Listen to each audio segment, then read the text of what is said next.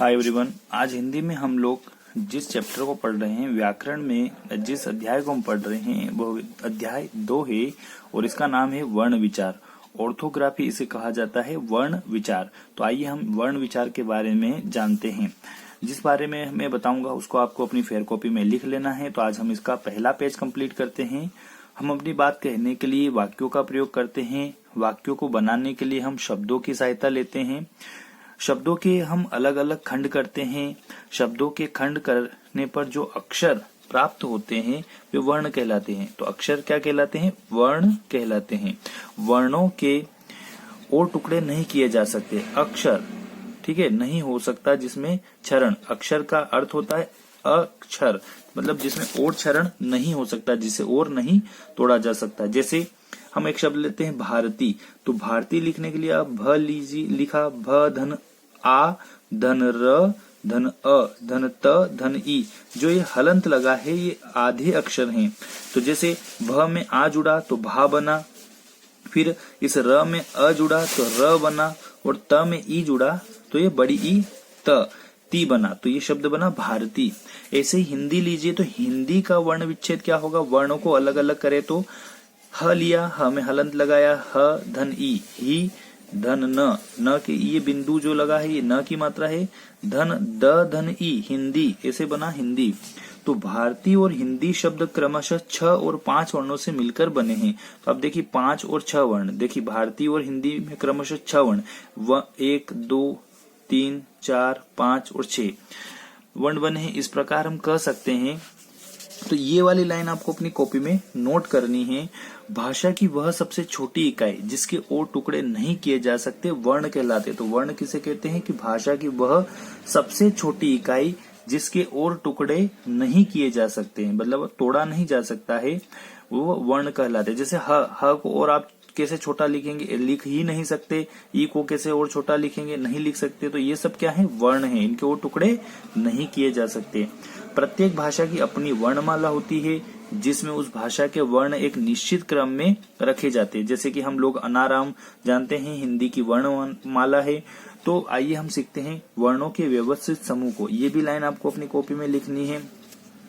वर्णों के व्यवस्थित समूह को वर्णमाला कहते हैं। क्या कहते हैं? वर्णमाला। हिंदी में वर्ण 2 प्रकार के होते हैं।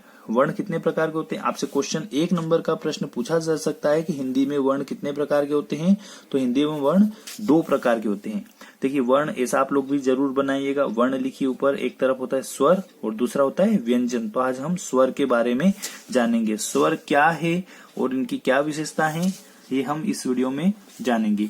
जिन ध्वनियों के उच्चारण में हवा मुख से बिना किसी रुकावट के निकलती है, फिर से ध्यान दीजिए, जिन ध्वनियों के उच्चारण में हवा मुख से बिना किसी रुकावट के निकलती है उन्हें स्वर कहते हैं। किसी भी स्वर को बोलने के लिए किसी अन्य ध्वनि की सहायता नहीं ली जा सकती। हिंदी में स्वर की संख्या कितनी है? तो 11 है। ये कई बार पूछा जाता है, बहुत सारी परीक्षाओं में से पूछा गया है और आगे भी पूछा जाएगा। तो आप लोग याद रखिएगा हिंदी में स्वर कितने हैं? तो 11 है। आइए हम उन 11 स्वर के बारे में जानते हैं।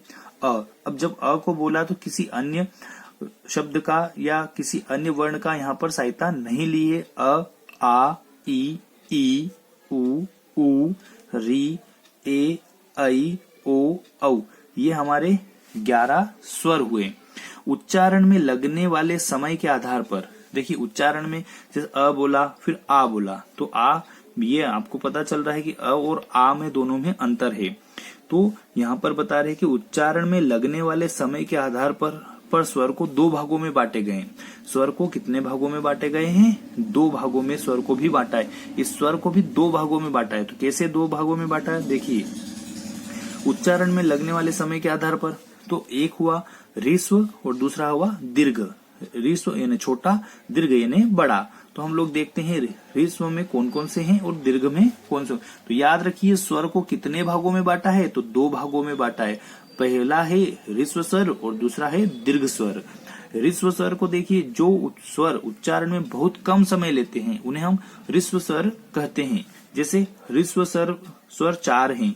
कितने हैं? 4 हैं। तो इनकी संख्या भी आप याद रखिएगा, 4 है। अ, ई, उ, री, अ, ई, उ, री, ये ह्रस्व हैं, छोटे हैं। अब देखिए हम लोग दीर्घ स्वर के बारे में जानते हैं। जो स्वर उच्चारण में ह्रस्व स्वरों की तुलना में दुगना समय लेते हैं, मतलब डबल लेते हैं, उन्हें हम दीर्घ स्वर कहते हैं। दीर्घ स्वर 7 हैं। दीर्घ स्वरों की संख्या कितनी है? 7 है। तो किस प्रकार से? आ, ई, उ, ए, ऐ, ओ, औ। ये ए, ऐ, ओ, औ ये तो चारों देखिए यहाँ पर दीर्घ हैं, लेकिन आ, ई ये बड़ी ई और बड़ा ऊ, तो आ, बड़ी ई, बड़ा ऊ, तो इसको दीर्घ ई और दीर्घ ऊ भी बोलते हैं। तो ठीक है, याद रखिएगा आप लोग। आ, ई, उ, ए, ऐ, ओ, औ ये 7 हो गए। ये दीर्घ स्वर है।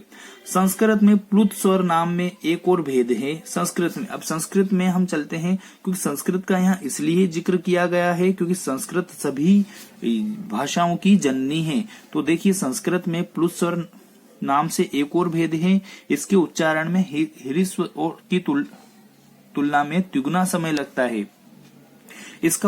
इसका प्रयोग दूर से पुकारने या गाने आदि में होता है। हिंदी शब्दों में इसका उपयोग दिखाने के लिए ये जो हिंदी का 3 है, 3 के रूप में का प्रयोग किया जाता है।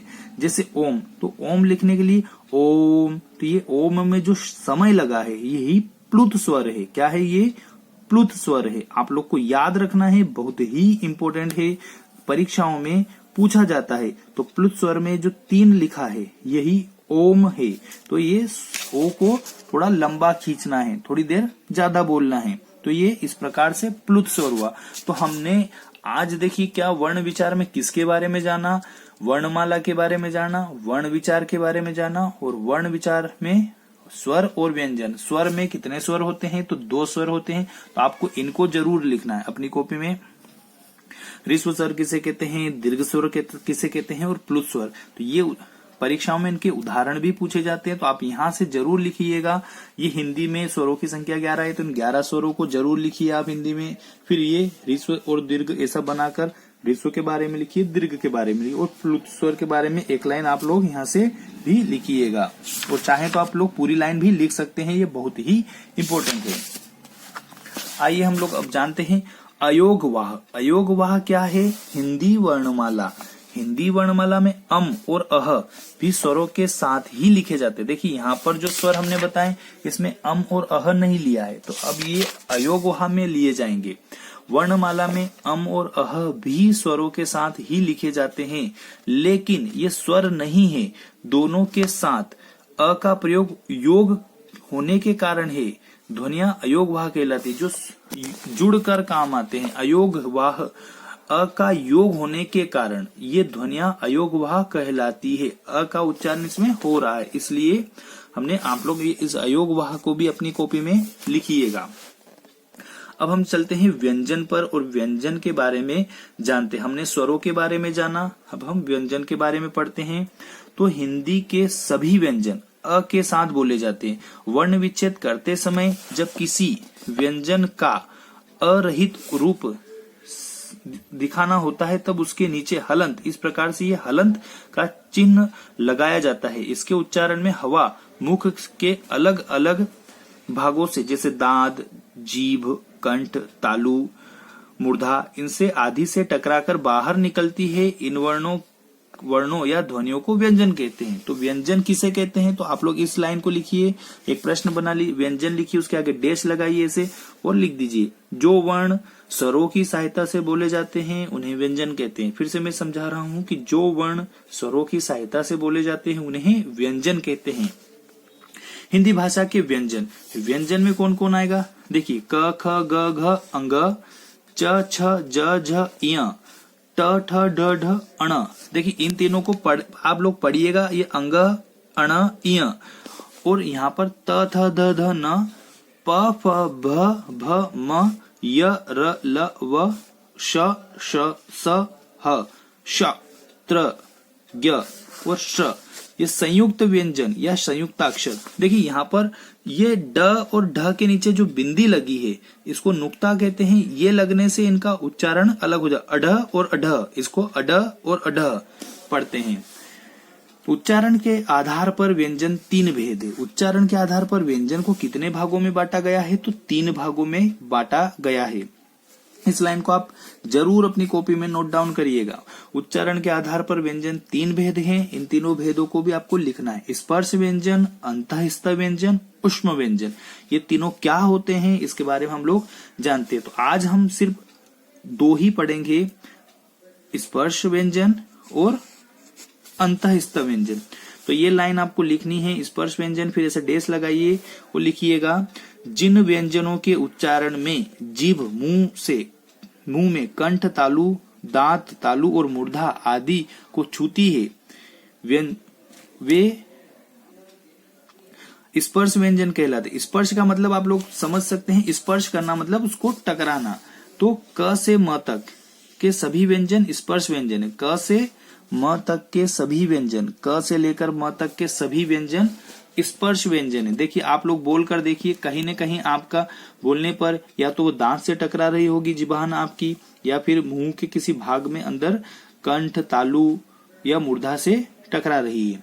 अंतःस्थ व्यंजन क्या होता है, आइए हम जानते हैं। अंतःस्थन जिन व्यंजनों के उच्चारण में जीभ मुंह के किसी भाग को पूरी तरह स्पर्श नहीं करती उन्हें अंतःस्थ व्यंजन कहते हैं। जैसे य, र, लव, इनको बोलते हैं तो ऐसा लगता है जीबान नहीं हिल रही है पर फिर हल्की सी छूती है, तो यही व्यंजन क्या कहलाते हैं, 1, 2, 3 और 4, ये 4 हैं। य, र, ल, व अंतःस्थ व्यंजन है। इनके उच्चारण में जीभ विशेष सक्रिय नहीं होती। आपको भी बोलकर आप देखिएगा तो आपकी जीबान ज्यादा नहीं हिलेगी, तो यही क्या है, अंतःस्थ व्यंजन। अगले चलिए ये हम कंप्लीट कर ही लेते हैं। ऊष्म व्यंजन को भी हम जान लेते हैं। जिन व्यंजनों के उच्चारण में हवा मुंह से रगड़ खाती हुई तेजी से गर्म श्वास के साथ बाहर निकलती है उन्हें ऊष्म, ऊष्म यानी गर्म होता है, ठीक है, तो इसीलिए इसका नाम ऊष्म व्यंजन रखा है। ऊष्म व्यंजन कहते हैं श, स और ह। तो इसमें हवा तेजी से मुंह से बाहर तो निकल रही लेकिन रगड़ खाते हुए निकल रही है, तो ये ऊष्म व्यंजन कहलाते हैं। तो ये तीनों आपको लिखना है। और एक होता है संयुक्त व्यंजन, क्ष, त्र, ज्ञ। श कैसे बना, तो ये बना क और श को मिलाकर क्ष बना, त और र को मिलाकर त्र बना, और ज और य को मिलाकर ज्ञ बना। तो इसको ज भी, जान भी बोलते हैं और ज्ञ भी बोलते हैं। तो कभी कभी इसका उच्चारण जान पढ़ने में आपको लगेगा लेकिन इसको ज्ञ भी पढ़ते। और श शकर का, और फिर र, तो ये दोनों मिलकर क्या बना, श्रमिक, श्रम, ठीक है, उससे ये शब्द बनता है। जैसे ज्ञानी, त्रिशूल, क्षत्रिय, ये ऐसे शब्द हैं, तो इनको बोलते हैं संयुक्त व्यंजन। तो आज की वीडियो में हमने ये जाना कि क्या स्वर होते हैं, क्या व्यंजन होते हैं, व्यंजन के कितने भाग हैं, स्वर के कितने भाग हैं, और मैंने आपको बता भी दिया कि अपनी फेयर कॉपी में आपको क्या क्या लिखना है। आप लोग जरूर इसको लिख कर मुझे व्हाट्सएप ग्रुप पर फोटो सेंड करिएगा। Thank you.